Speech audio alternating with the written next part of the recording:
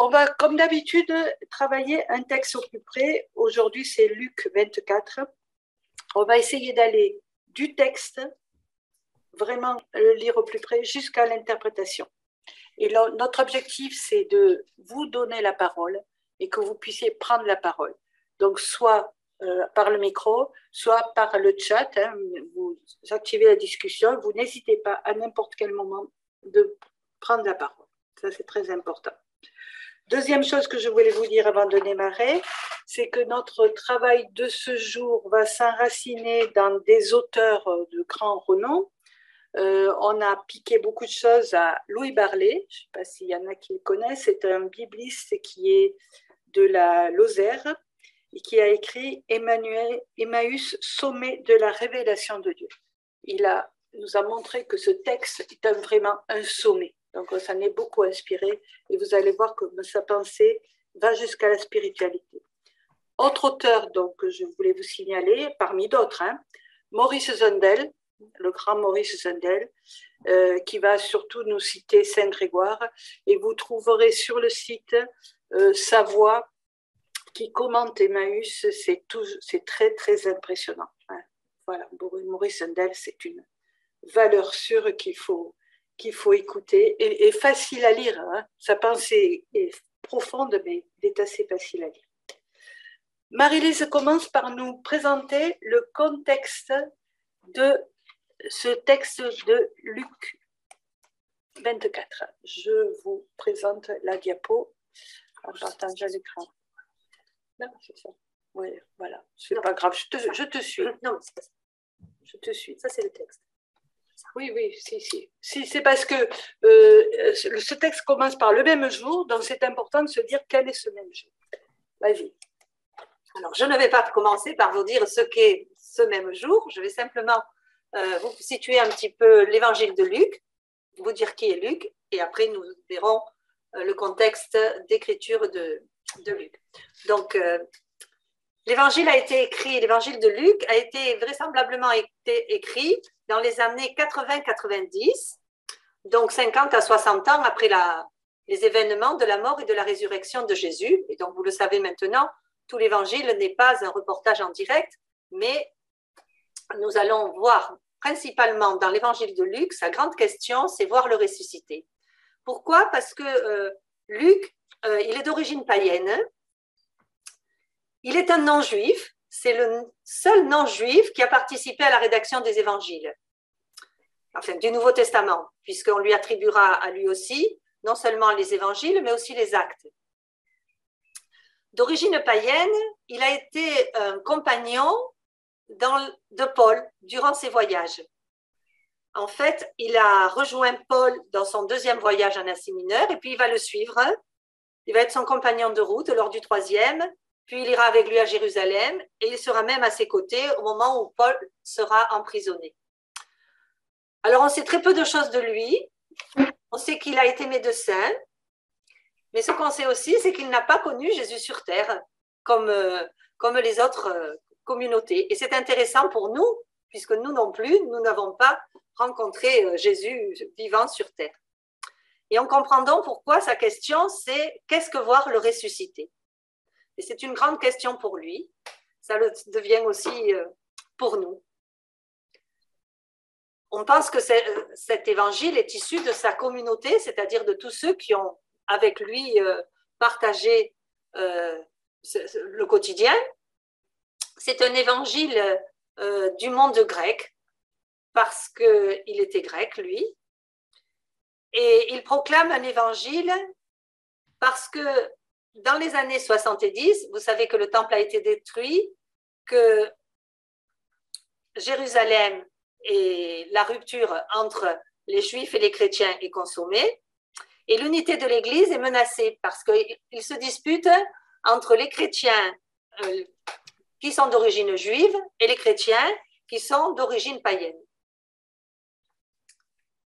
Voilà, donc lui, Paul, il va proclamer cet évangile et il va s'adresser à ceux qui ne connaissent pas bien le Premier Testament, mais il va essayer de prouver et de trouver les liens entre le judaïsme et le christianisme pour les gens de son temps.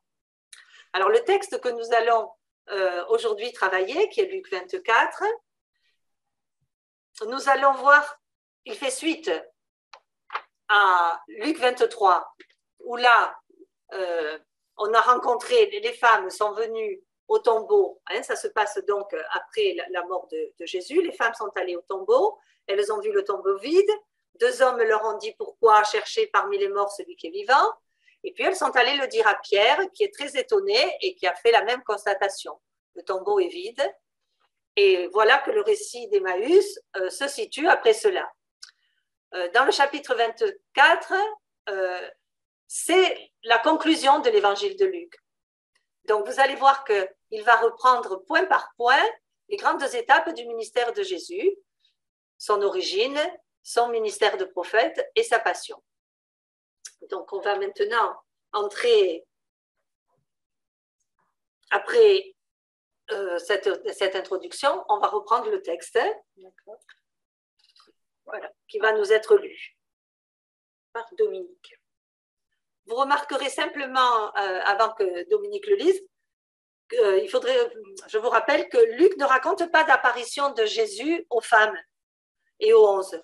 Ce ne sera qu'à la fin du récit d'Emmaüs où il dira que les 11 disent autour de pèlerins, le Seigneur est vraiment ressuscité. Mais il ne fait pas allusion à la rencontre des femmes avec le ressuscité. Dominique le lit. Tu veux bien grandir un peu, s'il te plaît? Ah non, je ne peux pas là. Tu peux pas? Non. D'accord. Tu n'as pas sous les yeux? Odile, Oui. ce que tu peux faire, c'est en fait le mettre en lecture depuis le début. Comme tu sais, quand tu fais le PowerPoint, en fait, ça va agrandir déjà le texte et ça va enlever toutes les vignettes que tu as sur le côté à gauche. Oui, parce que tu as besoin de ça. Ah oui. Non, Voilà. non, tout ça. Non, on voit ça, donc mets-le en diaporama, comme ça. Voilà. Et comme ça, tu fais avancer en cliquant sur la petite flèche. Non, mais il est plus petit là. Non, en fait, quand tu le mets en lecture depuis le début. Oui, mais il prend tout l'écran. Non, je ne peux pas. Hein. Ah. Mais tu l'as pas sous les yeux, Dominique? Tant pis. Si. Vas-y, mets-le, remets-le. Là, tu fais écharpe, du coup. Ah oui, non. Voilà, je l'enlève. Voilà, c'est bon. Voilà. Ah ben voilà. Ah oui, mais là, je ne l'ai pas tout en entier. Ouais. J'y vais, je l'ai sous les yeux, Domi. Attends. Le même Donc, vous jour, avez une spécialiste des PowerPoint, là, la personne de Françoise Courtois, qui je dois beaucoup. Alors, le tu y même vas, jour- Domi? Tu y Ouais, vas, j'y vais. Domi? Allez, vas-y. Ouais. Le même jour, 2 disciples faisaient route vers un village appelé Emmaüs, à 2 heures de marche de Jérusalem. Et ils parlaient entre eux de tout ce qui s'était passé.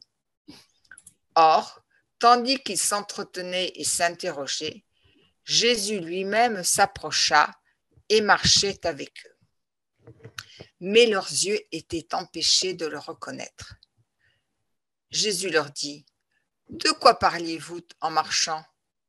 Alors ils s'arrêtèrent tout tristes.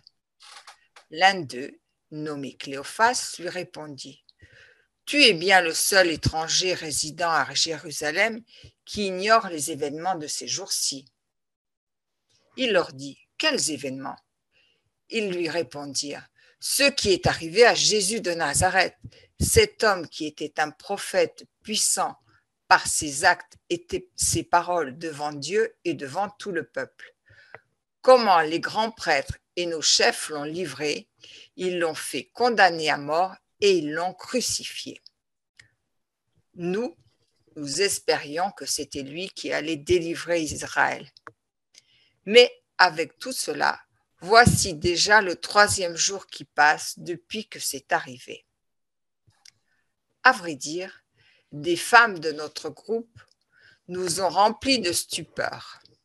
Quand, dès l'aube, elles sont allées au tombeau, elles n'ont pas trouvé son corps. Elles sont venues nous dire qu'elles avaient même eu une vision, des anges qui disaient qu'il était vivant. Quelques-uns de nos compagnons sont allés au tombeau et ils ont trouvé les choses comme les femmes l'avaient dit. Mais lui, ils ne l'ont pas vu. Il leur dit alors, esprit sans intelligence, comme votre cœur est lent à croire tout ce que les prophètes ont dit. Ne fallait-il pas que le Christ souffrit cela pour entrer dans sa gloire? Et, partant de Moïse et de tous les prophètes, il leur interpréta dans toute l'Écriture ce qui le concernait. Quand ils approchèrent du village où ils se rendaient, Jésus fit semblant d'aller plus loin. Mais ils s'efforcèrent de le retenir. « Reste avec nous, car le soir approche et déjà le jour baisse. » Il entra donc pour rester avec eux. Quand il fut à table avec eux, ayant pris du pain, il prononça la bénédiction et l'ayant rompu, il le leur donna. Alors leurs yeux s'ouvrirent et ils le reconnurent, mais il disparut à leur regard. Ils se dirent l'un à l'autre, « Notre cœur n'était-il pas brûlant en nous, tandis qu'il nous parlait sur la route et nous ouvrait les Écritures ?» À l'instant même, ils se levèrent et retournèrent à Jérusalem. Ils y trouvèrent réunis les 11 apôtres et leurs compagnons qui leur dirent « Le Seigneur est réellement ressuscité, il est apparu à Simon-Pierre. » À leur tour, ils racontaient ce qui s'était passé sur la route et comment le Seigneur s'était fait connaître par eux à la fraction du pain. Merci Domi. Alors c'est un texte vraiment très connu, mais je vous demande de le regarder avec peut-être un œil neuf et de prendre un petit temps personnellement, là vous avez quelques minutes, pour vous dire quelle est ma question à partir de ce texte. Quelle est la question qu'est-ce qui m'a arrêté, qu'est-ce qui m'a surpris, qu'est-ce qui m'a touché, quelle est la question fondamentale, ou pas d'ailleurs, mais elle peut être simple, que je me pose par rapport à ce texte. Voilà, vous avez quelques minutes.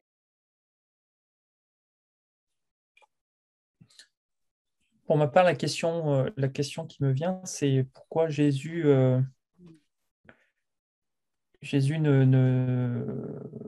que ce sont des pèlerins d'Emmaüs qui le connaissent, donc c'est quelque part ses disciples, à plusieurs reprises dans la Bible, il ne se montre pas de suite. Il teste les gens et pourquoi il fait ça?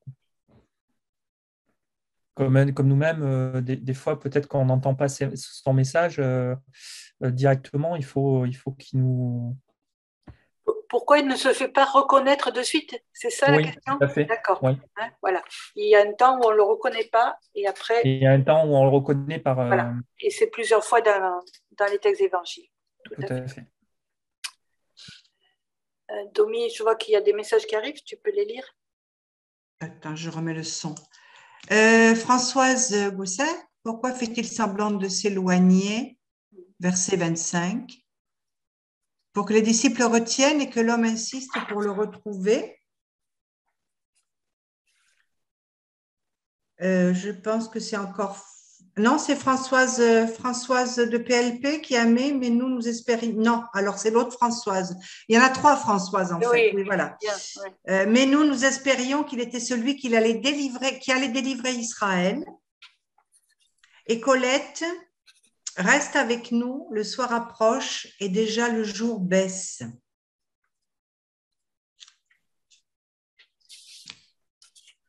Lucette, Jésus s'approcha. Donc, il y a cette notion de présence, d'approche qui interroge. Oui. Oui. Oui, c'est sur la présence. Voilà, quelle présence, oui, voilà. La présence dans l'absence. Voilà. Reste avec nous. Est-ce que tout le monde a pu exprimer sa question? On peut en poser, nous aussi? Oui, bien sûr. Moi, ce qui m'interroge, c'est qu'il leur raconte toutes les Écritures, il leur explique de Moïse jusqu'à maintenant. Eh bien, ça ne les choque pas. Ils ne le reconnaissent pas. Et après, parce qu'ils partagent le pain, paf, ils reconnaissent. Voilà. C'est cette reconnaissance visuelle qui m'impressionne. Voilà.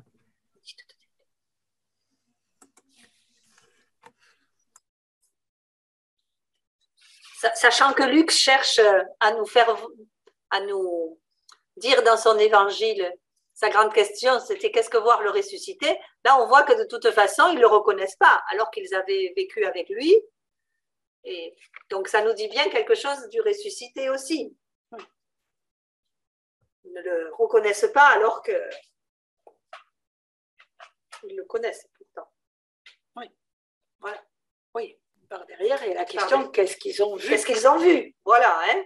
Oui, c'est ça, parce que surtout, il leur explique tout. Oui, à la fois, il leur explique, à la fois... Ils le connaissent, il leur Il y a explique. quelqu'un qui marche avec eux, mais Et voilà. ça a l'air d'être un Ils le connaissent inconnu pour eux.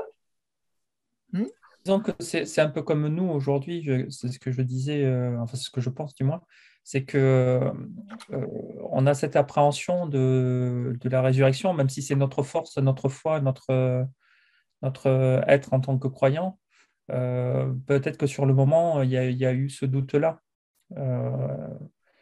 Malgré toute l'annonciation que Jésus et la préparation que Jésus avait fait, cette présence n'est pas comprise ou inattendue.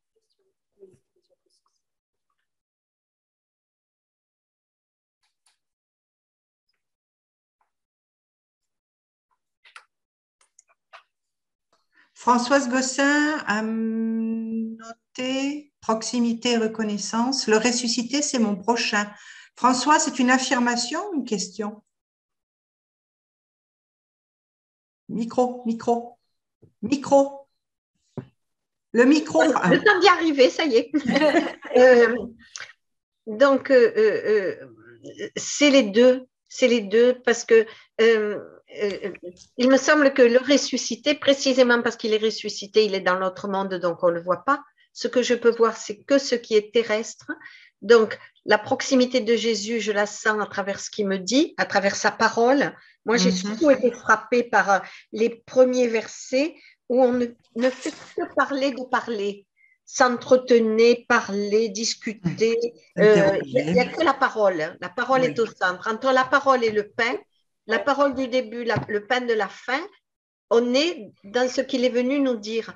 Mais le reconnaître en tant que ressuscité, voilà, ça me pose question pour Jésus, mais aussi pour tous les êtres chers. Donc, du coup, je me dis, le ressuscité, c'est mon prochain. Le ressuscité, c'est mon prochain, mais dans le sens de, c'est mon avenir qui me permettra de retrouver les ressuscités, les retrouver et les reconnaître. Mais là, bien sûr, il a rompu le pain, donc c'est un signe, c'est une marque. Je ne sais pas s'ils peuvent reconnaître le ressuscité. Ils reconnaissent la forme que prend Jésus pour leur apparaître, mais normalement, le ressuscité, pour le reconnaître, il faut soi-même être dans ce chemin-là, quoi, et dans ce monde. Voilà, c'est toutes les questions que j'ai. Voilà, c'est une grande question, reconnaître le ressuscité. Donc, je vous affiche une diapo qui résume bien ce qu'on vient de dire. Alors, qu'est-ce qui nous la lit? Françoise? Laquelle? De PLEP. Allez, je vous la lis. Donc, après le récit des pèlerins d'Emmaüs, Luc raconte que Jésus se présente au milieu des disciples rassemblés. Il leur montre ses plaies pour manifester que c'est bien lui. Et ils ont du mal à croire. Comme aux disciples d'Emmaüs, Jésus leur ouvre l'intelligence des Écritures. Il fallait que le Fils de l'homme souffre et se relève d'entre les morts, leur dit-il. Il promet d'envoyer une force d'en haut, puis il se sépare d'eux et il est emporté au ciel. Ce chapitre de conclusion est bien centré sur la grande question de la présence invisible de Jésus. Question que vous vous êtes posée. Ouais. Voilà. Et donc, la question, c'est qu'ont vu ou pas vu des disciples, qu'est-ce que ça veut dire voir le ressuscité? J'allais dire, est-ce qu'on le voit avec nos yeux ou autrement? Qu'est-ce qui empêche de voir? Voilà, telles sont donc les grandes questions que nous allons aborder. Alors, je vais vous inviter maintenant à reprendre certaines expressions du texte. Tu m'as dit la question 16, qui est voilà, ici. Alors, avant de... Il faut se... Voilà, vous avez compris le même jour, hein, c'est le jour de la résurrection, le jour qui est tout. Voilà. Et donc, ce premier verset va nous dire que ces disciples, donc ceux qui suivaient Jésus, le disciple c'est celui qui suit Jésus, vont d'Emmaüs à Jérusalem. Donc, il faut déjà se dire pourquoi Luc nous cite ça. Qu'est-ce qu'il doit lire le rouge? Non, le rouge, non. Donc, pourquoi aller de Jérusalem à Emmaüs? Je ne sais pas si vous avez déjà posé cette question-là.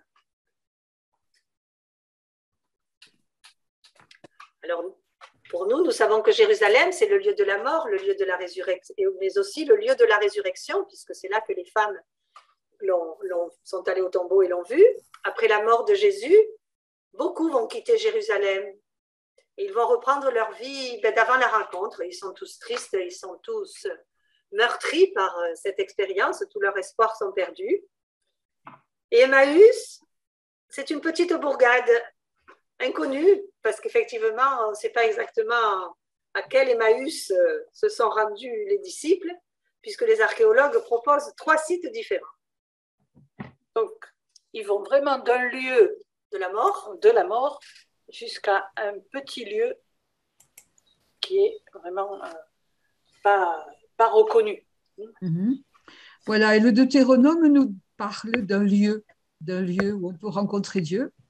Et donc, c'est uniquement au lieu choisi par le Seigneur votre Dieu, parmi toutes vos tribus, pour y mettre son nom et y demeurer. Et c'est là que vous le chercherez, c'est là que tu viendras. Donc, trouver le lieu où le Seigneur a mis son nom. Et c'est peut-être ce lieu-là qu'il quitte. Il laisse. Alors voilà, est-ce qu'il quitte ce lieu, laisser le lieu de Dieu? Qu'est-ce que c'est que le lieu de Dieu? Ils laissent donc derrière eux le lieu de la mort. Ils ne sont restés dans cette dimension de la mort et ils n'ont pas encore découvert la manifestation du ressuscité. Ils n'ont pas eu la manifestation de l'effusion de l'esprit. C'est ce que dit Louis-Marie Chauvet. Jérusalem est le foyer pascal vers lequel converge tout le 3e évangile. Vous comprenez là pourquoi, à la fin, ils vont retourner à Jérusalem.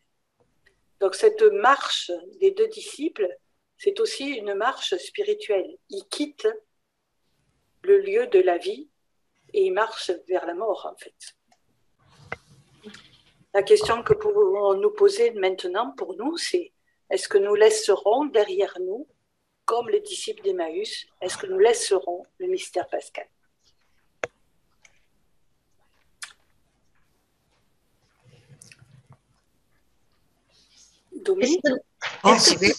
Or, tandis qu'ils s'entretenaient et s'interrogeaient, Jésus lui-même s'approcha, il marchait avec eux. Donc, vous vous êtes un peu questionné là-dessus, je crois. Hein? Le lecteur, non. On a un temps d'avance sur les disciples. On a une clé de lecture. Mais cela crée le suspense. Est-ce que Jésus qui s'approche, est-ce que les disciples vont le reconnaître ou pas? Et pourquoi Jésus s'approche-t-il? C'est lui qui fait la démarche d'aller vers ses amis, vers les disciples. Autre citation de l'Écriture, vous voyez en Luc, il a encore aussi dit, le Samaritain s'approche, en fait, il se fait le prochain de l'homme blessé. Et dans Matthieu, Jésus commence à proclamer, convertissez-vous, car le royaume des cieux est tout proche. En fait, la traduction, c'est plus actif, il s'est approché. Ça rejoint ce que disait Françoise Gosselin, le Samaritain s'approche, se fait le prochain d'eux. Hein, Françoise, c'est ce que c'est ça. Comme le royaume de Dieu s'approche. Je trouve un chemin éclairant. Oui, et puis on est encore dans la démarche de Dieu qui prend l'initiative d'aller vers l'homme. Voilà. Oui. C'est pour ça que quand il fait semblant de partir, moi, ça m'a toujours gêné cette histoire-là de qui fait semblant. Je ne peux pas comprendre que Jésus puisse faire semblant. C'est pour le retenir, mais c'est aussi pour permettre à l'homme aussi de faire maintenant l'initiative, de faire le chemin retour, de se retourner, de se convertir à ce Jésus qui est venu le premier. Vous me suivez dans le... Tout à fait. Oui, oui, c'est interpellant le Oui, fait ça, qu'ils disent ouais. fait semblant. Et pourtant, ils nous l'ont écrit. Oui. Tout le monde l'a écrit dans toutes les traductions. J'ai Oui, cherché. oui, oui. Dans toutes Oui, les oui, traductions, tout oui, ça, oui. Donc, qu'est-ce que ça il fait veut semblant d'aller plus loin. Qu'est-ce que ça veut dire faire semblant? Est-ce que c'est bien traduit aussi? Oui. Oui, elle dit que dans Toutes les traductions, ça y est. Mais peut-être que ça veut dire quelque chose. Ça veut dire que c'est comme s'il nous dit, mais tu es libre. Voilà. Donc, je m'en vais. Il fait semblant. Peut-être que c'est qu'il fait semblant. Enfin, comment dire? Qu'on peut ne dire qu'après qu'il a fait semblant parce qu'on l'a retenu. Mais si on ne l'avait pas retenu, il serait parti. Il aurait essayé une autre fois. Mais là, ça n'aurait pas marché. Vous voyez? Enfin, moi, je l'interprète comme ça pour la cohérence du profil de Jésus, qui est de dire, est-ce qu'il veut pas à son tour être retenu, quoi, que l'homme dise, non, mais reste, on te veut, Jésus, reste avec nous. Reste avec nous. Oui, le fait semblant provoque le reste avec nous. C'est ça, voilà. Et donc, c'est pour ça qu'il fait mine de, voilà. Il provoque notre demande de... Voilà. Voilà. Une initiative de notre part. Une initiative de notre part. Voilà. Voilà, donc Jésus qui s'approche, donc le royaume de Dieu s'approche de nous, mais leurs yeux étaient empêchés de le reconnaître. Donc là, il y avait des questions là-dessus. Hein. Oui, attends, oui.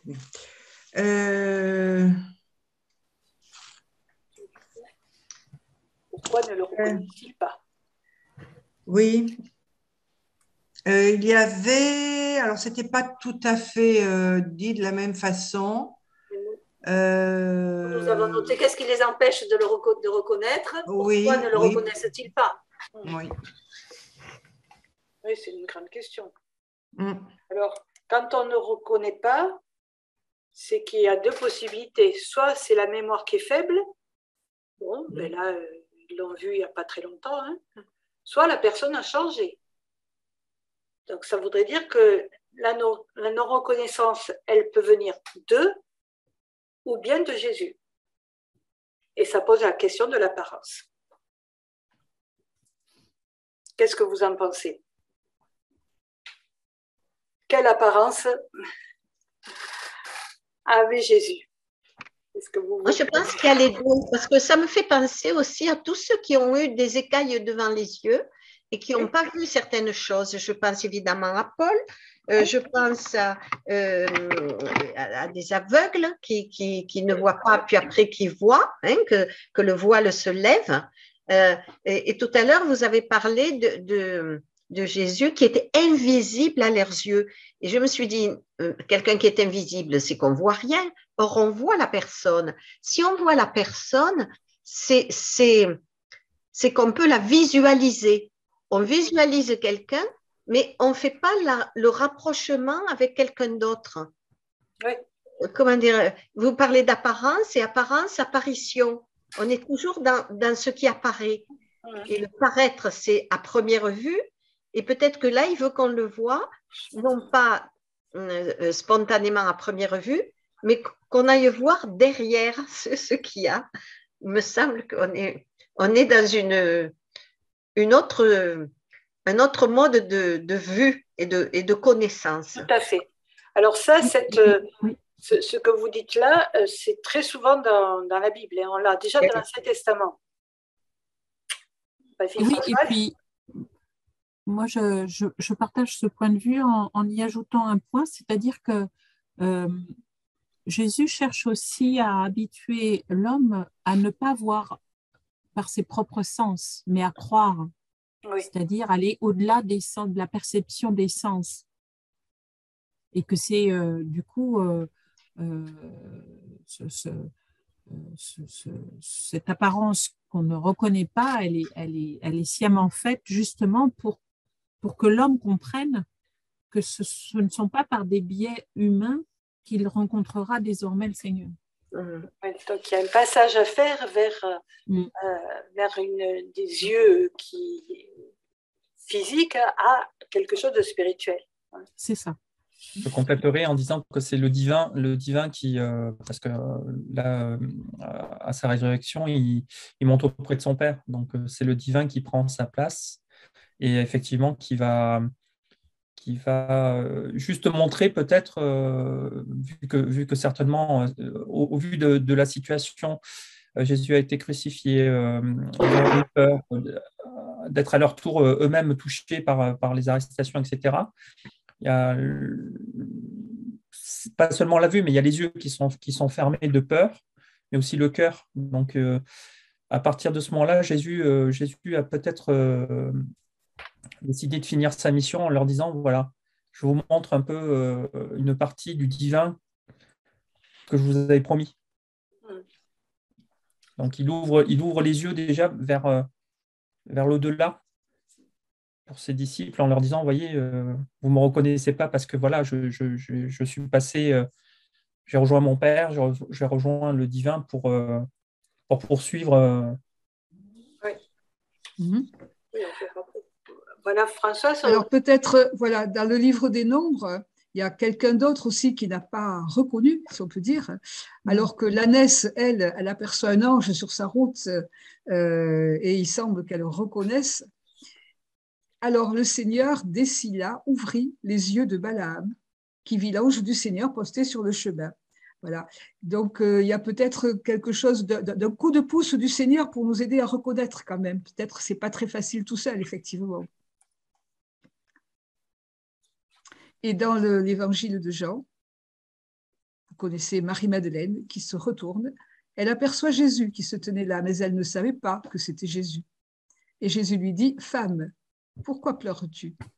Qui cherches-tu » Le prenant pour le jardinier, elle lui répond, « Si c'est toi qui l'as emporté, dis-moi où tu l'as déposé, et moi j'irai le prendre. » Jésus lui dit alors, « Marie. » S'étant retournée, elle lui dit en hébreu, « Rabouni », c'est-à-dire « maître ».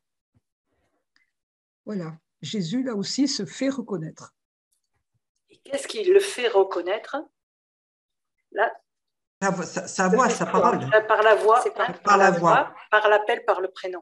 Oui, par la façon de lui parler, sûrement aussi. Ouais.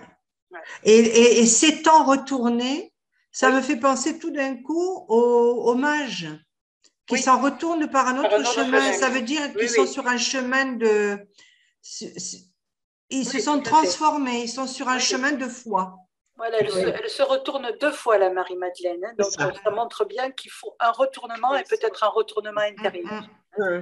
Mais je voudrais revenir sur ce qu'a dit Odile, parce que en fait, elle le reconnaît quand il la nomme, quand il dit Marie, et qu'il l'appelle par son nom. Et ça me fait penser à, voilà, depuis la conception du monde, je te tiens dans la paume de ma main.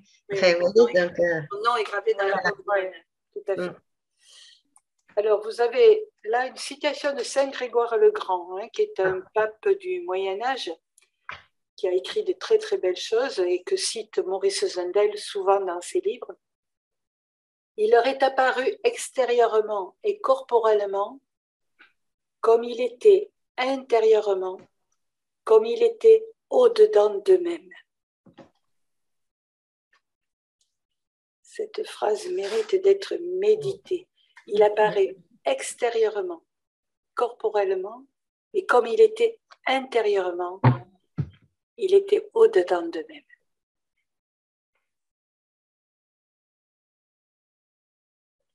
C'est pour ça que je pense qu'ils ne l'ont pas reconnu, parce que eux, ils voulaient un Jésus. Voilà, ils cherchaient le cherchaient extérieurement. Comme Marie-Madeleine, elle a reconnu un jardinier, hein, elle croyait que c'était le jardinier, au lieu de le chercher à l'intérieur d'eux-mêmes. Donc la question qui se pose pour nous aujourd'hui, est-ce que nous sommes comme Balaam ou comme les disciples qui n'accédons pas à une réalité invisible, spirituelle? Qu'est-ce qui m'empêche de voir? Qu'est-ce qui m'empêche de reconnaître le Christ dans ma vie? Peut-être je suis comme les disciples qui vont vers Emmaüs, donc sur un chemin de mort, au lieu d'être sur un chemin de vie.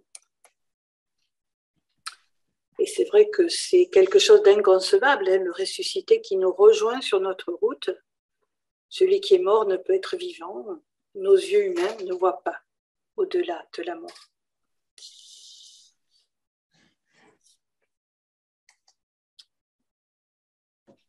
On va passer à un autre verset. Oui, on va laisser on va le petit discours là et on va aller à votre Ils ne l'ont pas vu. Voilà, ils ne l'ont pas vu. Non, mais comme votre cœur est là en croire. Ah, voilà, donc c'est la 50, c'est ça? Oui. Vous voyez qu'il y a beaucoup de diapos, mais on ne peut pas tout voir là, parce qu'il nous faudrait 3 heures devant nous, mais vous pourrez les retrouver. Hein? Il leur dit alors, esprit sans intelligence, comme votre cœur est lent à croire tout ce que les prophètes ont dit.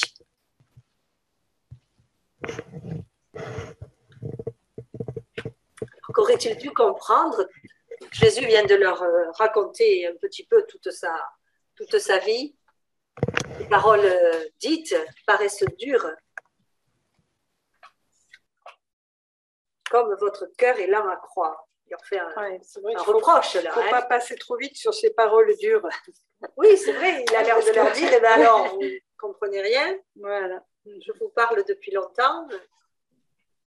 Comment vous le comprenez, vous, Pourquoi il leur dit ça, comme votre cœur? Et il rajoutera, ne fallait-il pas qu'il souffrit?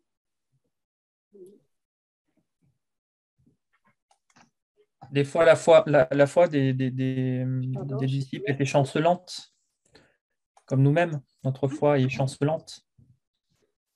C'est peut-être pour ça que des fois, on a besoin d'un rappel, comme un enfant qui se fait taper sur les doigts. On secoue. Voilà.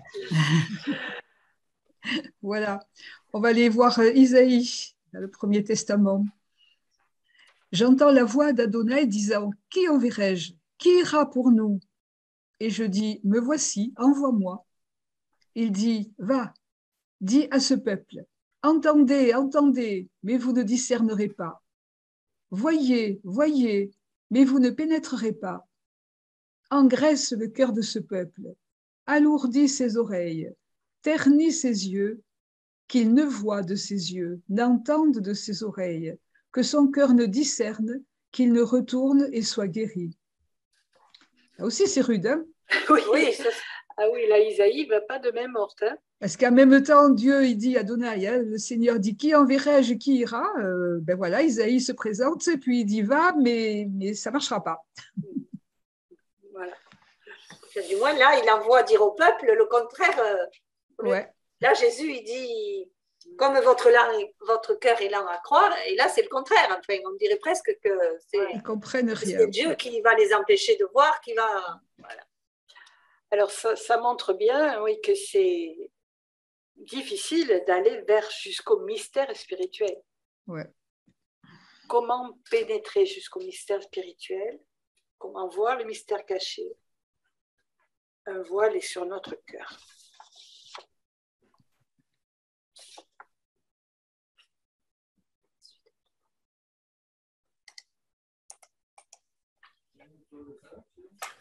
Ne fallait-il pas que le Christ souffrit cela pour rentrer dans sa gloire? Quelqu'un qui voulait s'exprimer? Pardon. On a coupé, non? C'est bon? Non, excusez-moi. Voilà. Alors, ne fallait-il pas qu'il souffrit? Est-ce qu'il y avait des questions dessus? Je ne crois pas. Hein? Vous n'avez pas trop exprimé là-dessus. Oui, mais on peut peut-être. Oui, c'est coupé. On vous entend plus. Françoise Gosselin, c'est bon. Voilà. Voilà, c'est bon. Je veux dire que par rapport à cette, pourquoi fallait-il qu'il souffrit, pour entrer dans sa gloire, est-ce que c'est pas le chemin de l'homme qu'il essaie de prendre? Est-ce que c'est pas ce qu'on nous dit? Parce qu'il n'y a pas de raison. Appliquer des écritures, enfin, je veux dire, quel intérêt il y aurait? Mais s'il n'avait pas souffert, s'il n'avait pas subi cette passion, et accepté cette passion et vécu cette fin de vie et cette modalité de mort, les hommes ne s'y retrouveraient pas. Or là, de quelque manière qu'on puisse avoir une fin de vie, on trouve quelque chose de comparable à ce que Jésus a vécu. Donc peut-être c'est pour se rapprocher de nous et que cette gloire en question, c'est le fait justement de lever le voile et d'entrer pleinement dans le mystère, d'être, comme on dit, les mystères glorieux, voyez, comme s'il rentre enfin dans le monde de Dieu, même s'il y était déjà, mais il y rentre pleinement. Et à la fois, le fait qu'ils disent « Ne fallait-il pas que le Christ souffrit ?»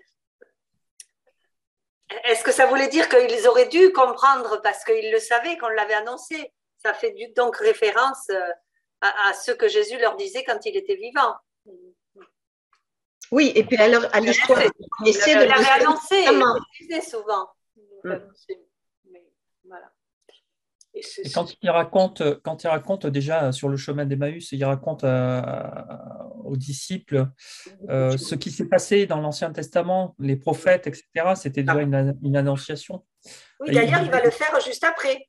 Hein, voilà, il disait, ça va être des versets, on va aller les voir. Le faire après, ouais. Il va le faire après, il va leur interpréter toutes les Écritures.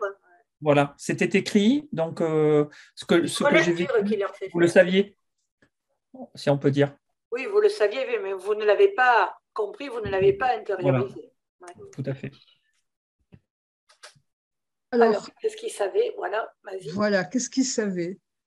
Dans le Premier Testament, on parle d'un serviteur souffrant. Donc, c'est à nouveau Isaïe. Et on dit de lui, en fait, c'était nos souffrances qu'il portait, nos douleurs dont il était chargé. Et nous pensions qu'il était frappé, meurtri par Dieu, humilié. On passe au Nouveau Testament. Jésus déclara, « Il faut que le Fils de l'homme souffre beaucoup, qu'il soit rejeté par les anciens, les grands prêtres et les scribes, qu'il soit tué et que, le 3e jour, il ressuscite. » De nouveau, ce « il faut ». Voilà, c'est compliqué. Donc, Saint Paul, dans l'Épître aux Philippiens, « Ayez en vous les dispositions qui sont dans le Christ Jésus. » Le Christ Jésus, ayant la condition de Dieu, ne retint pas jalousement le rang qu'il égalait à Dieu. Mais il s'est anéanti, prenant la condition de serviteur, devenant semblable aux hommes. Reconnu homme à son aspect, il s'est abaissé, devenant obéissant jusqu'à la mort, et la mort de la croix.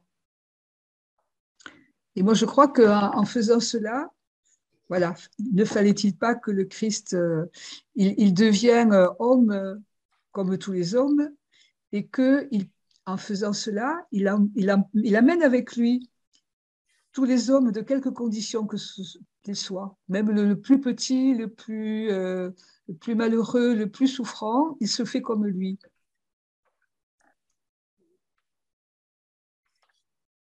Voilà, alors on peut se demander qui est ce serviteur souffrant dans le texte d'Isaïe, et est-ce qu'on peut attribuer à Jésus ce qui est dit là? Sachant que donc Jésus s'est bien présenté comme le serviteur le jour du lavement des pieds.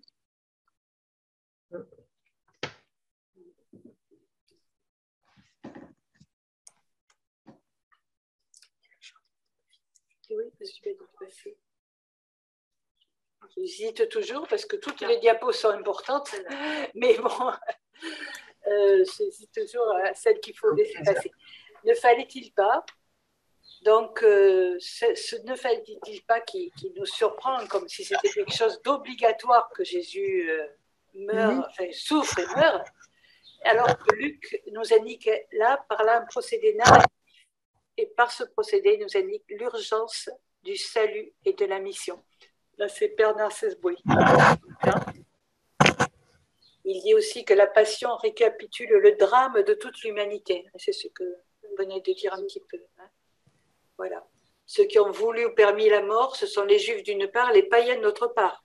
Et les disciples aussi, dont l'un a trahi. C'est tous qui ont permis cette mort, hein, parce que même Pierre qui a renié.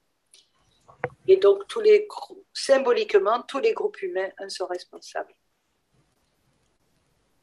Il est mort par nous, et mourant par nous, il a voulu mourir pour nous. Voilà la mystérieuse alchimie de la passion. Dans un déchaînement de violence, la victime vaincue est devenue le grand vainqueur.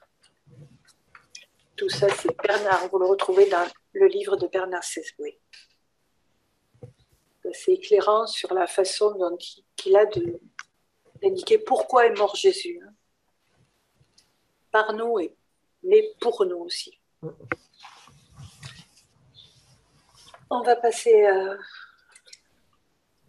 alors, un peu sur Interprète des Écritures, diapo numéro 63. Voilà. Oui, il faut passer quand même quelques minutes sur interpréter. Qu'est-ce qu'il a fait? Leur a-t-il expliqué? On aimerait bien savoir ce qu'il leur a raconté, ce qu'il a explicitement dit. Quel est donc ce silence? Pourquoi Luc ne nous le dit pas?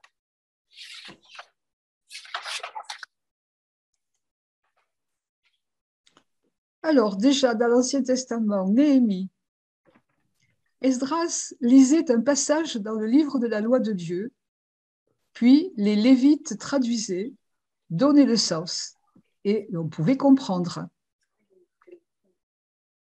Donc, une interprétation à faire.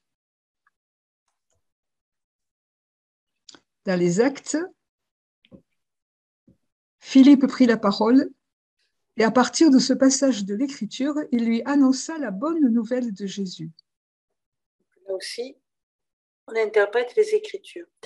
On peut comparer le récit d'Emmaüs et le baptême de l'eunuque. Si vous les comparez, c'est exactement la même structure de texte.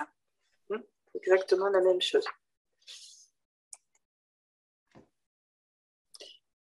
Alors, c'est Joseph Ratzinger, avant d'être pape, qui a dit « La Bible est en effet, dès le début elle-même, interprétation. On ne peut seul comprendre les Écritures, mais chacun peut les interpréter. » Et ça sera très fort dans les textes, déjà dans les textes du Concile, que chacun a interprété comme Jésus aussi a interprété. Et Luc nous dit donc que Jésus lui-même l'interprète en y recherchant ce qui le concerne. C'est pour ça que peut-être que Luc ne nous dit pas qu'est-ce qu'il a pris comme texte dans les Écritures pour dire ce qui le concernait. C'est toute l'Écriture qui le concerne. Voilà. Et c'est pour nous aussi, il s'agit pour nous de relire toute l'Écriture et de la relire à travers le mystère pascal. On est toujours brimé de ne pas savoir ce que Jésus a dit. Mais... Domi, tu interviens quand il y a une question que quelqu'un s'est posée. Hein. Peut-être qu'elle nous dise maintenant. Oui, je regarde, mais il n'y a rien. Voilà, Alors là, on va passer là-dessus. Hein, et on va passer directement. Dis-nous, Domi, maintenant, quelle question? Parce que là, on aborde déjà votre question. Il faut la vue. Vous imaginez si on nous avait dit ce que Jésus interprétait, on ne pourrait plus en sortir. Oui, ça serait été limité, qu'on se serait... voilà. On serait contraint. Oui, tout à fait. On ne serait pas libre. On ne serait pas libre d'interpréter et comme il nous est demandé d'interpréter toute l'Écriture. Pour en revenir aux questions, Lucette avait parlé de la déception des deux disciples. C'est fini, Jésus est mort. Ils sont centrés sur eux comme nous parfois. Voilà. Et aussi le doute. Voilà. Oui. On va passer à quoi? Reste avec nous. Il fait le pain, le alors se s'ouvre. Alors, on va regarder vite le geste, ce geste. Reste avec nous, puisqu'on a discuté tout à l'heure. Le geste d'abord de... pris le pain, c'est là, d'abord, il reste avec nous. Reste avec nous avant. Oui, voilà, reste avec nous, d'accord. Le il fit semblant, il reste avec moi. Voilà. Comme on l'a dit tout à l'heure. Mais ils s'efforcèrent de le retenir. Reste avec nous, car le Colette, soir oui. approche et déjà le jour baisse. Il entra donc pour rester avec eux. Colette avait posé, on avait parlé de ça. Reste avec nous. Hein. Voilà, oui, Ouais, c'est ouais. pour ça. Alors, oui, ça, il y avait eu cette question-là. Hein, pourquoi il se fait prier? Pourquoi laisserait-il des espaces de liberté? Alors en fait, c'est beaucoup plus qu'il se fait prier. Le terme grec, c'est ils le contraignirent. Ah oui, d'accord, c'est plus fort. C'est encore plus fort. C'est encore plus fort. Ils le contraignirent en lui disant reste avec nous. Ouais.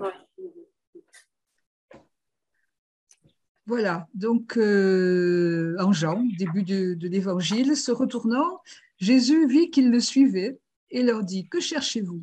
Ils lui répondirent Rabbi, ce qui veut dire maître, où demeures-tu? Il leur dit venez et vous verrez. Ils allèrent donc, ils virent où il demeurait et ils restèrent auprès de lui ce jour-là. Et dans l'Apocalypse, celui qui donne ce témoignage déclare oui, je viens sans tarder. Amen. Viens, Seigneur Jésus. Alors, pourquoi ces deux citations avec le reste avec nous?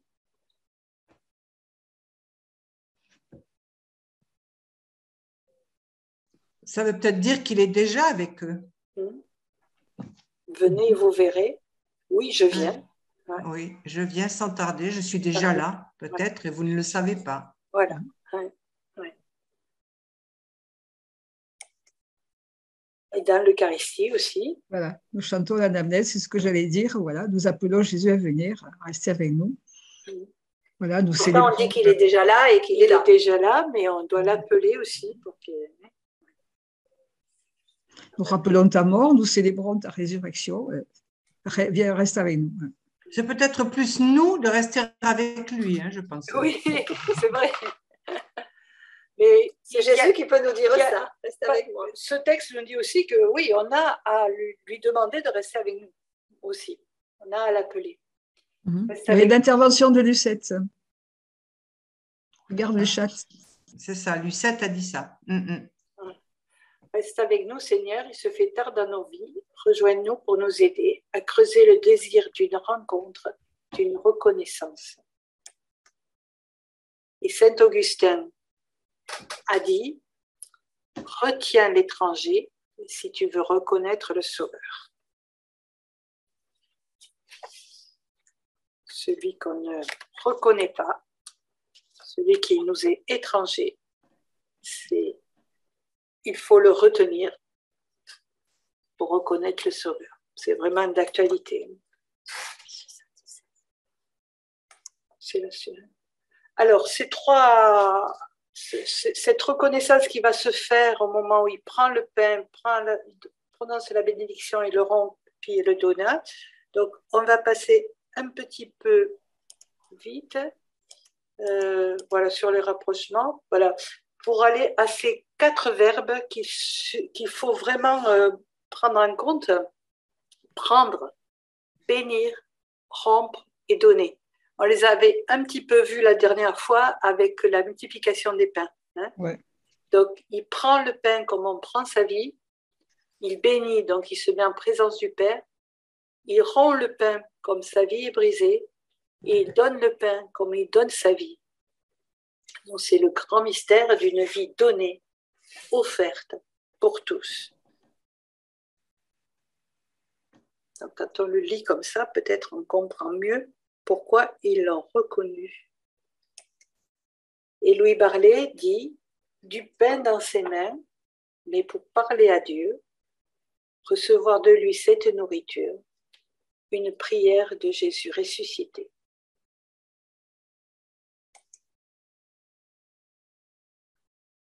Tout ça nous est dit pour annoncer le ressuscité. Vous l'avez un petit peu dit dans vos premières interventions. Hein. Et on va voir les yeux reconnus. Alors, les yeux s'ouvrir. Tommy? Alors leurs yeux s'ouvrirent, ils le reconnurent, mais il disparut à leur regard. Alors, les yeux s'ouvrir. Est-ce que dans la Bible, vous connaissez des endroits où les yeux s'ouvrent? L'aveugle qui guérit. Oui. Ouais, Bartimée, oui. Oui, toutes les guérisons d'aveugles. Oui. Paul aussi. Mais il y a Paul, oui, j'allais dire. Paul, oui. Paul, il avait des écailles. Il avait comme des écailles sur les yeux. Ouais. Voilà. Alors, Oui, Paul. Voilà. Bravo Lucette. Voilà, mais déjà bien avant, dans le jardin d'Éden, les yeux d'Adam et Ève s'ouvrent quand ils mangent le fruit et ils reconnaissent qu'ils sont nus. Et voilà, Paul. Et voilà, Paul sur la route de Damas est empêché de voir. Bien qu'il eût les yeux ouverts, il ne voyait rien. Voilà. Toujours lui parler. Les disciples sont assis à la table de la vérité, là où l'amour se fait pain des hommes. À la table d'Emmaüs, Dieu apparaît à l'opposé de ce que le serpent avait dit. Voici donc la table de la vérité, celle de la vérité sur Dieu et de l'avenir de l'homme. Dieu l'aime tellement qu'il va se perdre en lui, jusqu'à être le pain des hommes pour qu'il ne meure pas et qu'il devienne comme lui. Vous voyez comment Louis Barlet arrive à donner un sens spirituel à ces textes.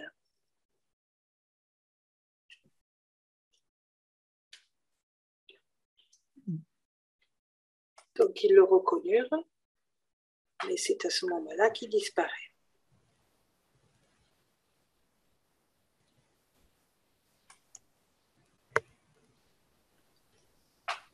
Alors, comment l'ont-ils reconnu? Était-il présent à la scène, c'est-à-dire au moment de la Pâque?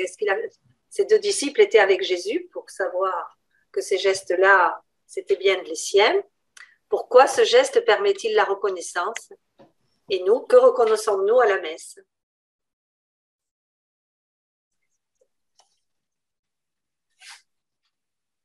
Qu'est-ce que vous en diriez?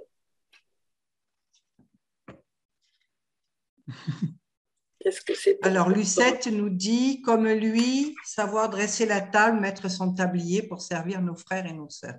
C'est un chant, ça. Hein? C'est un chant, oui, ça se Comme chante à la messe. lui, savoir dresser la table, Comme le tablier. Le tablier, c'est trop bas. Voilà. Disons qu'on sait, à la question était-il présent sur la scène, on ne sait pas justement combien de... Parce qu'ils étaient une multitude. Il y avait la garde rapprochée de Jésus, mais il y avait une multitude autour de lui. Oui. Là, les disciples d'Emmaüs, on ne sait pas s'ils y étaient ou s'ils n'y étaient pas. Mais ce geste a permis quand même la reconnaissance. Ouais. Ça veut peut-être dire qu'aujourd'hui aussi, ce geste permet la reconnaissance alors que nous n'étions pas à la scène avec Jésus. Oui, que le Luc nous raconte. Voilà. Le fait qu'on nous peut-être était-il à la multiplication des pains. Peut-être aussi. Parmi les 5000. Ce signe de... Voilà. Mais je trouve intéressant le fait qu'il n'y soit, que Luc ne le dise pas. Les silences aussi sont intéressants. C'est là où c'est judicieux, c'est qu'en chacun des personnages, on peut aujourd'hui se projeter soi-même. S'identifier, oui. S'identifier. Voilà. Oui, c'est pour ça que l'autre disciple n'a pas de nom. On est passé là, mais il y avait là-dessus. Oui. Il y a Cléophas et l'autre disciple, il n'a pas de nom. Peut-être pour qu'on puisse s'identifier à celui qui n'a pas de nom. C'est certain. Alors, c'est toujours lui parler. Ce pain fait donc ce que la parole n'a pas fait. Il fait voir Jésus. Le pain se voit, le pain le fait voir, le pain explique tout, il montre Jésus. Ce pain dit le sens. Cette nourriture divine donnée dans l'histoire du peuple au temps de Moïse s'accomplit ici. Jésus est ce pain. Voir le pain, les gestes du partage et reconnaître, croire que le Christ est là.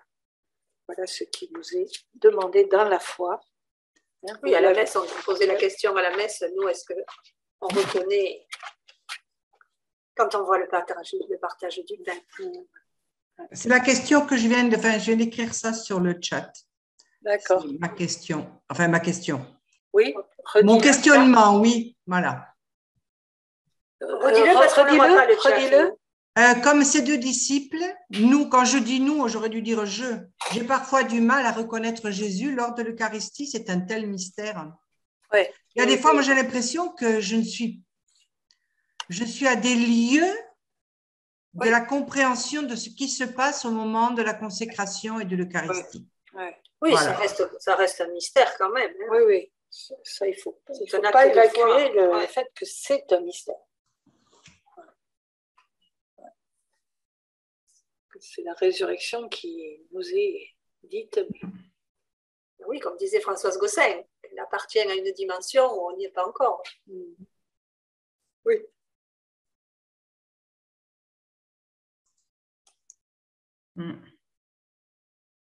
Il est vrai que quand tu regardes, quand on remonte dans le temps à l'époque de Moïse, déjà il y avait ce voile où, par le doute, en reprochant à Dieu de les avoir fait sortir d'Égypte, etc. À chaque étape où il y a cette image du pain qui est donnée par Dieu et aujourd'hui par le Christ, nous les hommes, en fait, on se met un voile. On ne reconnaît pas ce don de Dieu, en fait. Et à chaque fois, il est vrai que le pain, c'est un signe qui apparaît à chaque fois à des moments clés de la Bible et de l'histoire de notre croyance, de notre foi. Oui, c'est pas pour rien qu'il a dit après, je suis le pain de vie. Volontairement, c'est chacun d'entre nous, même notre prochain, même en tant que croyant, des fois, on a ce voile devant les yeux et effectivement, on se pose des questions. Et ce n'est pas facile d'y répondre, effectivement.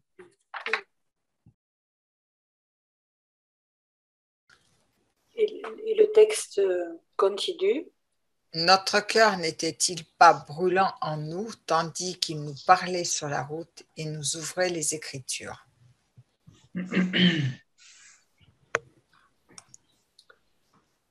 Voilà, qu'est-ce que c'est qu'avoir un cœur brûlant? Comment un cœur peut-il brûler? Si le cœur représente l'intériorité, que rejoint Jésus dans la personne?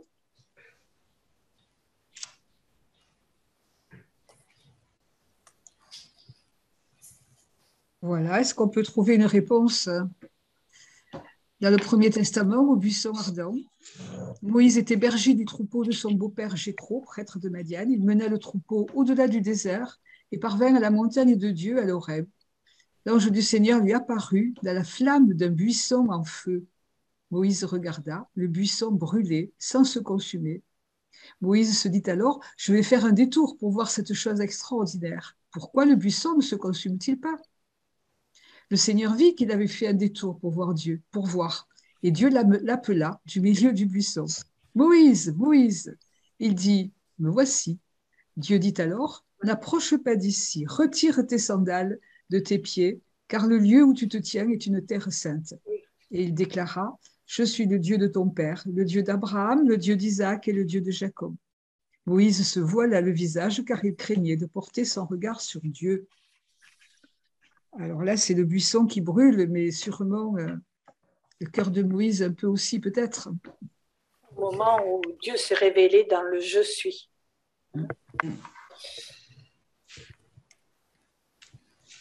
On a aussi du feu dans la Pentecôte. Voilà. Au terme des 50 jours, ils se trouvaient réunis tous ensemble et soudain, un bruit survint du ciel comme un violent coup de vent. La maison où ils étaient assis en fut remplie tout entière. Alors leur apparurent des langues, qu'on aurait dites de feu, qui se partageaient, et il s'en posa une sur chacun d'eux. Tous furent remplis d'Esprit Saint. Ils se mirent à parler en d'autres langues, et chacun s'exprimait selon le don de l'Esprit.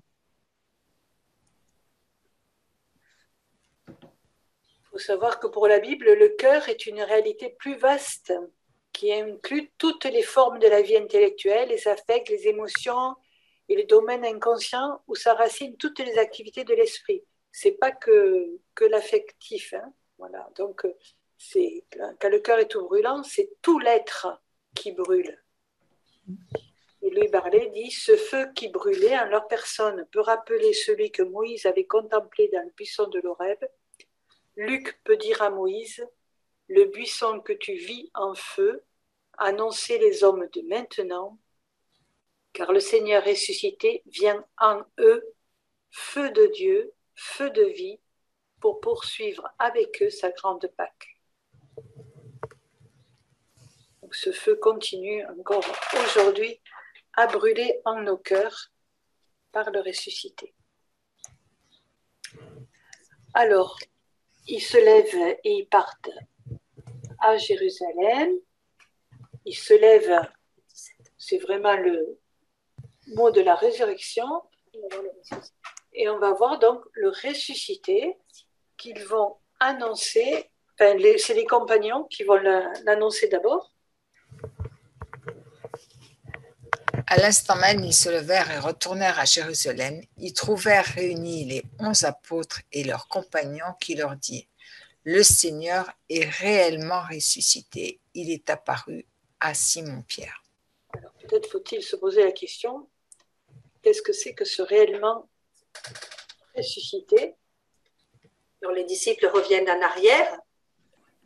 Le retour, ils avaient mis longtemps pour marcher, et là, d'un seul coup, ils sont à Jérusalem. Ce retour est raconté de façon extrêmement rapide, et il s'oppose aux 2 heures de marche, comme vous avez signalé au début. La distance ne semble plus avoir d'importance. Cette façon rapide de s'exprimer nous dirait-elle quelque chose de l'urgence de l'annonce? Les apôtres précèdent les disciples dans l'annonce. Voilà. Une réponse peut-être à la question que se posait le Deutéronome, quand Dieu dit viens là où je fais résider mon nom. Donc Jérusalem est le lieu où Dieu veut faire résider son nom. C'est la ville de la mort et de la résurrection. La Pentecôte toujours, Pierre, debout avec les 11 apôtres, éleva la voix et leur fit cette déclaration. Vous, Juifs, et vous tous qui résidez à Jérusalem, sachez bien ceci, prêtez l'oreille à mes paroles. Hommes d'Israël, écoutez les paroles que voici. Il s'agit de Jésus le Nazaréen, homme que Dieu a accrédité auprès de vous, en accomplissant par lui des miracles, des prodiges et des signes au milieu de vous, comme vous le savez vous-même. Cet homme, livré selon le dessein bien arrêté et la prescience de Dieu, vous l'avez supprimé en le clouant sur le bois par la main des impies. Mais Dieu l'a ressuscité en le délivrant des douleurs de la mort, car il n'était pas possible qu'elle le retienne en son pouvoir. Pierre va au cœur du mystère pascal. Le chemin, cet instant, est court. Au moment où la foi surgit, la vie surgit et nous fait nous lever pour retourner sur le lieu de la mort, mort regardée autrement, mort transfigurée par cette expérience de résurrection. Il est la vie. Vous avez remarqué que les apôtres précèdent les disciples dans l'annonce. Hein. C'est les apôtres qui l'annoncent aux disciples d'abord. Alors c'est une pastorale de l'engendrement où l'esprit est déjà à l'œuvre en la personne à qui l'on annonce. Nous sommes des porteurs de sens.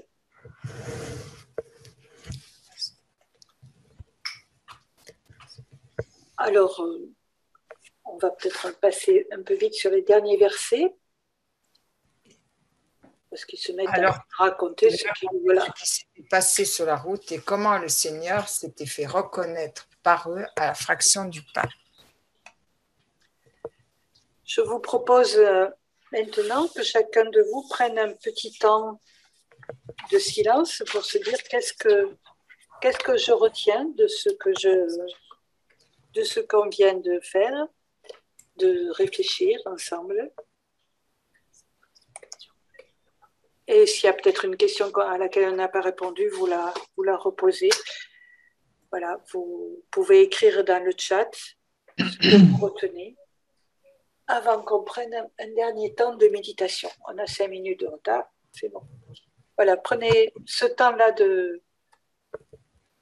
réflexion, de méditation, se dire qu'est-ce que vous avez découvert de nouveau dans ce texte qui était si connu.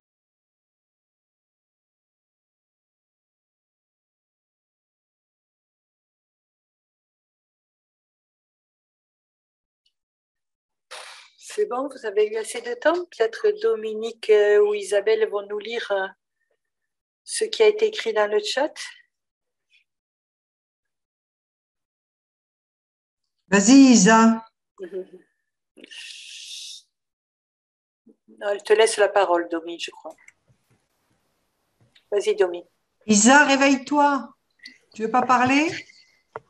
Elle n'a pas de micro. Parle. C'est moi qui l'ai mis en plus. Elle n'a pas de micro, Isabelle. Vas-y, parle, Domi.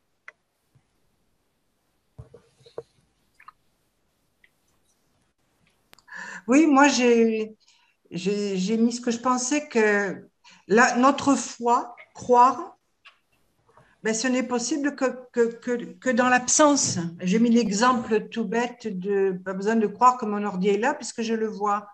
Et donc, croire en Jésus, c'est accepter son absence corporelle et ça s'appelle la confiance, la foi. Voilà ce que moi je retiens même si c'est pas facile. Françoise parle de l'urgence de la mission. Je pense de la mission de faire connaître la parole, j'imagine, Françoise. Françoise Gossin, c'est ça que vous avez voulu dire? Voilà, je me cherchais dans le… Voilà, l'urgence de la mission. L'urgence de la mission, ce que je retiens, c'est le « ne fallait-il pas ». L'explication que vous avez donnée dans le « ne fallait-il pas », qui était l'urgence du salut et de la mission telle que l'interprète, je ne sais plus si c'est Bernard Sesboué ou Louis Barlet. Je trouve que ça change beaucoup de choses parce que de le voir sous cet aspect-là, évidemment, ce n'est pas le même sens. Voilà. Il n'est pas là puni à être obligé d'appliquer ce qui a été dit dans les textes anciens. Il est là parce que maintenant, c'est urgent qu'il nous révèle, qu'il nous ouvre les yeux sur cette intelligence et que nous retournions vers lui pour le comprendre et le diffuser aux autres. Voilà, c'était ça que je voulais dire. Que j'ai retenu. Oui. Alors, Noémie nous dit, quelquefois, nous pouvons être aveugles sans le savoir. Noémie, vous pouvez juste un petit peu développer? Oui, quelquefois, par exemple, on pense que Dieu ne nous aide pas quand on est des fois en galère et tout. Et je me suis dit que en fait, il est souvent là. Et comme le texte nous parlait aussi que c'est leurs yeux qui ne pouvaient pas voir. Donc en fait, Dieu, il est là, mais c'est nous qui ne pouvons pas voir. Nos yeux sont empêchés. Oui. Alors, Colette parle de l'importance de la relecture, de l'interprétation. C'est tout le travail de par la parole. Hein, aussi, hein. Oui. Françoise, je ne sais pas laquelle, peut-être Françoise habillée en bleu. Voilà. Oui, voilà, c'est ça. Encore une fois, Dieu prend l'initiative. Voilà, et laisse choisir l'homme. Ouais. Et laisse choisir l'homme. Le sens du mot cœur que je n'avais pas compris dans cette globalité de tout l'être. D'accord. Et puis, urgence du salut et de la mission aussi. Et j'ai bien aimé la phrase de Saint-Augustin, retiens l'étranger si tu veux reconnaître le Seigneur. Et puis Jean-Claude, Jean-Claude, tout comme l'amour que l'on rencontre dans nos vies, d'un homme ou d'une femme, on peut être aveugle, mais en effet avoir foi en l'autre. Nos cœurs brûlent de l'amour de Dieu et on le découvre dans l'Eucharistie.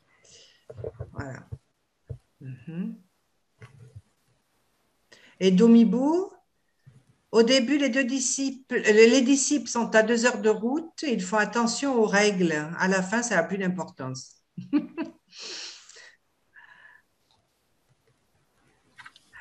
Domi, à quelle règle tu fais Ils étaient dans la tradition juive qu'il ne fallait pas se déplacer de plus de…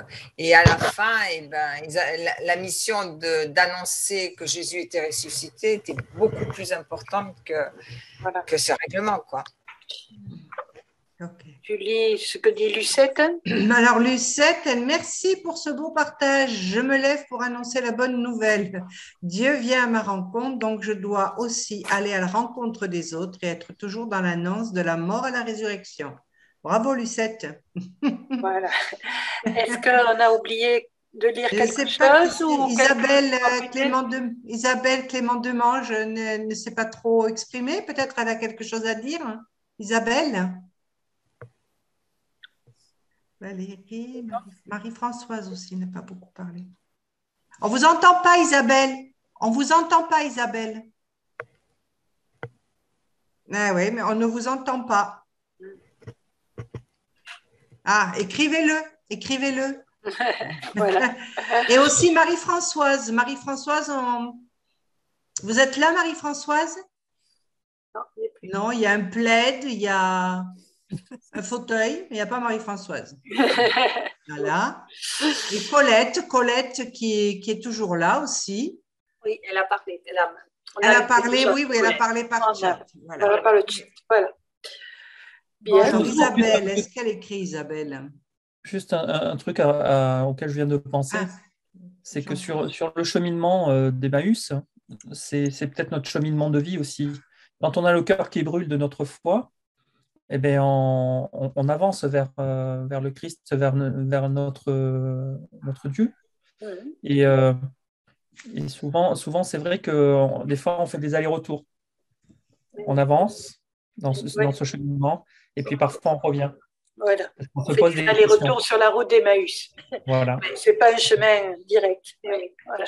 Et l'amour de Dieu, lui est direct, mais nous, on met du temps à l'assimiler. D'accord. Voilà, nous vous proposons maintenant de finir par un petit temps de méditation.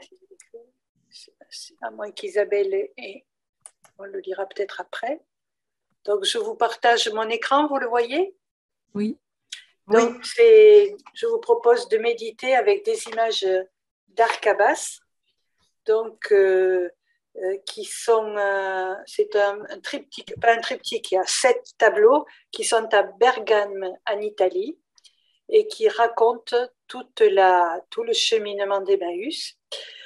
Sur le site, vous trouverez un descriptif de chacune des images. Ça demanderait 1 heure pour lire l'image l'une après l'autre, pour bien entrer dans la démarche et dans le sens que nous propose Arcabas.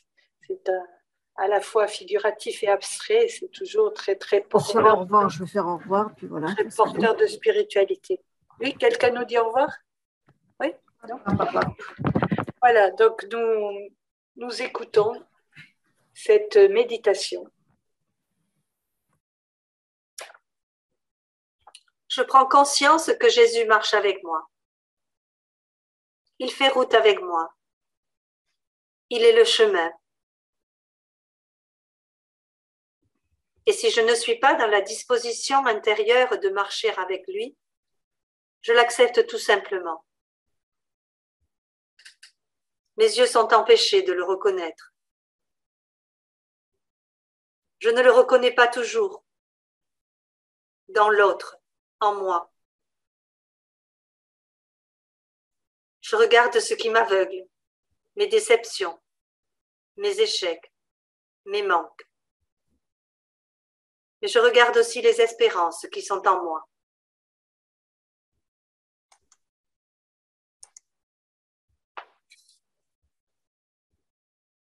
Je contemple Jésus, maître des Écritures. Il en est la clé. Il accomplit. Il est la parole.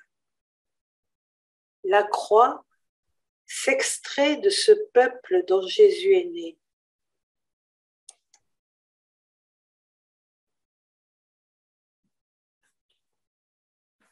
J'adresse cette parole au Seigneur.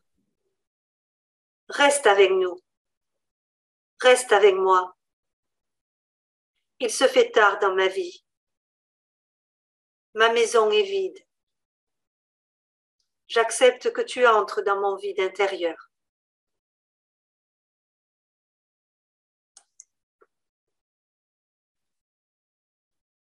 Je contemple le mystère de Jésus dans ma vie Jésus entre.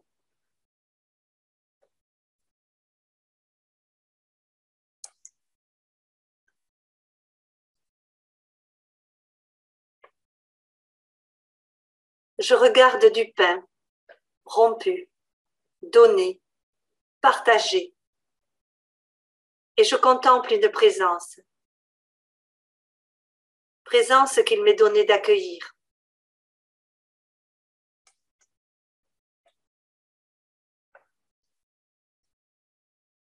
Je regarde vers l'ailleurs.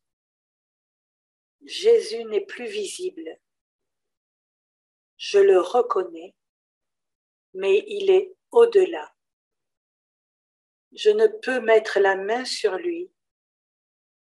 Je vis de cette absence. Je vis d'une autre présence.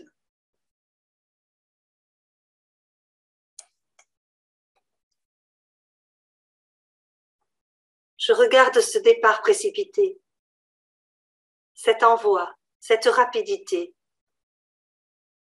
Je suis moi aussi envoyée. Je vais me lever et partir. Vers quoi? Nous ne sommes pas seuls. Nous ne sommes pas seuls.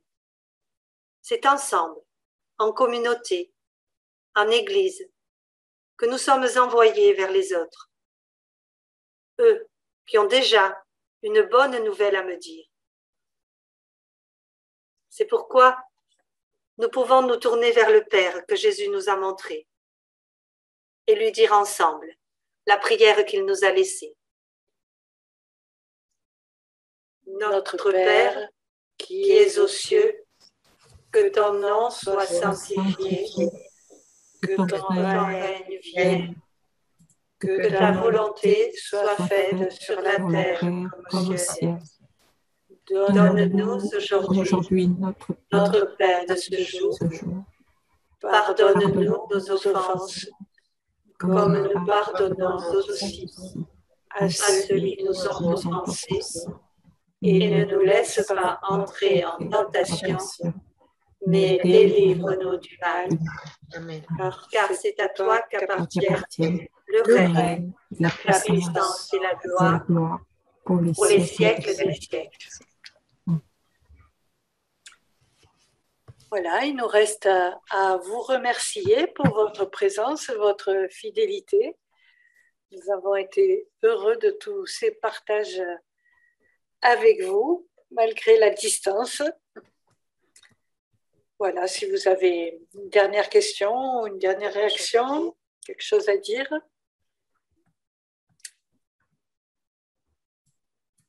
Très enrichissant comme d'habitude et merci beaucoup pour ce moment de partage. Merci à vous. C'est par votre parole que ça s'enrichit.